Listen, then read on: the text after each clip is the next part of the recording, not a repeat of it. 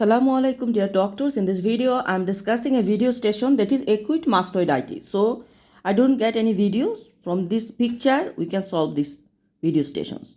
First, what we observe, this question they ask. So first we mention the age of the child, setting, hospital setting or home setting, and the child is on distress or any device surrounding. And then I can see there is a swollen area behind the ear over the mastoid bone. There is a swelling and the skin erythema present and ear turned forward. This we can be mentioned. This is our observations. Now next question can be, what are the most common organisms responsible for acute mastoiditis? These are Streptococcus pneumonia, Streptococcus pyogenes, Staphylococcus aureus and Haemophilus influenza. Next question, what are the history you can ask in this patient?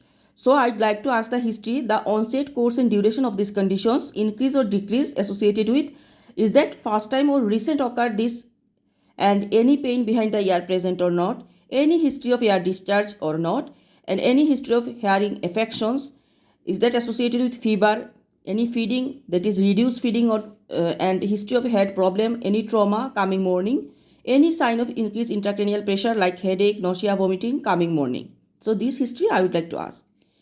So what are the other differential diagnoses of these conditions? The differential diagnoses are otitis media or external ear trauma, head trauma, non-accidental injury, especially the base of skull, cellulitis, bone cyst of tumors, parotid swelling, cervical lymphadenopathy and meningitis. Question is that what are the examination you would like to do this patient? So I would like to do exam temperature, that is very important. Then swelling itself, the size, surface, swelling, skin over it, tender or not. This I will check. The swelling is fluctuating or not, any discharge from the ear, and examine another ear also. I will look for the protruded forward or no membrane, and look for the tympanic erythema or bulges, and also the CNS. I will examine the cranial nerve, that is abscissens nerve, and the seventh palsy, that is facial nerve palsy, and pain over the ophthalmic branch of fifth cranial nerve, that is trigeminal nerve. Now next question is that what are the investigation you would like to do? I would like to do the investigation list. These are full blood count, then the inflammatory marker ESR and CRP, any discharge, then I will send the culture sensitivity, blood culture sensitivity if pyretic. Now radiological investigation I will do skull x-ray. This skull x-ray may be showing clouding of the mastoid ear cells, and CT or MRI to look of any pathology and focal neurological signs.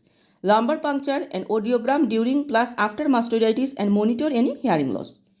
Now next question, how can you manage this patient?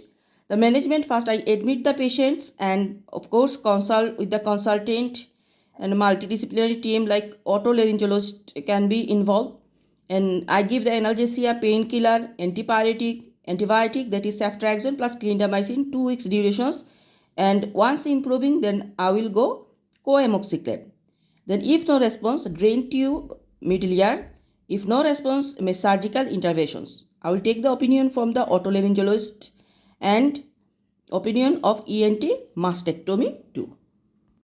Last question is that what are the complications of acute mastoiditis? Suppose, so the complication can be conductive or loss, that is conductive hearing loss, then astomyditis, sensory hearing or bone erosion, subperiosteal abscesses, intracranial spreading of meningitis, extradural, then cerebral abscess, intracranial venous sinus thrombosis, cranial nerve palsy. Advice mother may delay shower and wear the earbud low. So this is all about acute mastoiditis video station. Please do subscribe and share. MRCPCH with Dr. Emma Chaudhuri. Thank you.